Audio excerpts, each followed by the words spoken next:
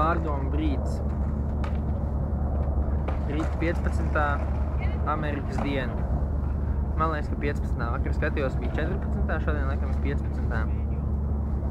Vēl rītdiena pilna un parīt 12. ja nemaldās. Mums ir planes uz Miami, Floridu. Līdz ar to ziema mums būs beigusies. Vismaz uz kādu laiciņu. Savu jaku, bikses un ko tik vēl ne džemperīšus. Tieši iepakot dziļu somā. Un sākt baudīt vasaru. Nē, patiesībā ir riktīgi forši, bet man kā tādam kalnu mīlim un dabas mīlim tomēr bišķi nospiež visi tie bloki. Pats jau vien dzīvoju tādā pašā Rīgā vai Jelgavā, nekas cits tas nav. Bet braucot uz šejieni kaut kā,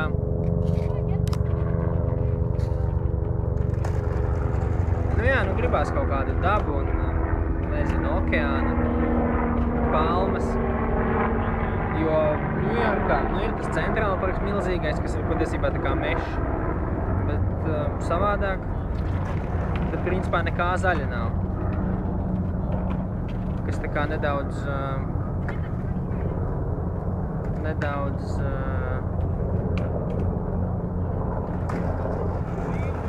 mulcina.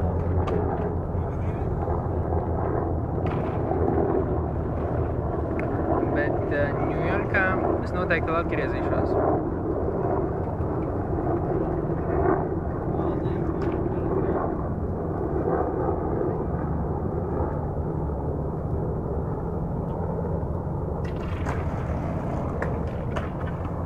Īstenībā pat bija tā, ka pirmās kaut kādas 3 dienas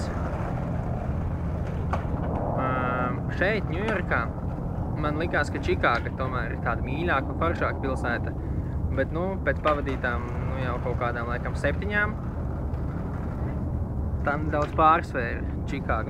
Nedaudz, īstenībā jau, laikam, daudz, jo tomēr tā visa dzīvība un tas, kas notiek šeit, manuprāt, tas ir ne uz pusi tik daudz Čikāgā un vispār grūti iedomāties kaut kādu citu pasaules pilsētu, kur dzīvība kūsā tik lielā mērā. Jā, New York City ir viena no pasaules lielākajām pilsētām, bet nav pat lielākā. Pat lielākā, laikam, ja nemaldos, ir Mexico City. Bet, tur atkal savādāk. Tur neesmu gan nekad bijis.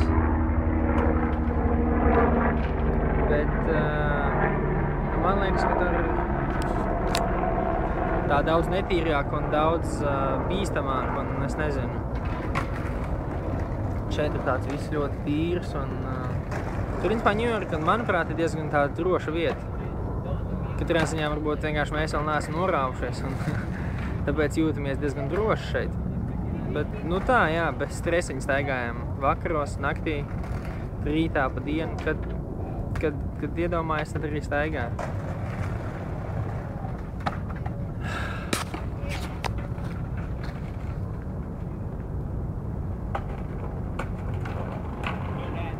Visu nāciju pārstāvi šeit sastopam, pilnīgi visu.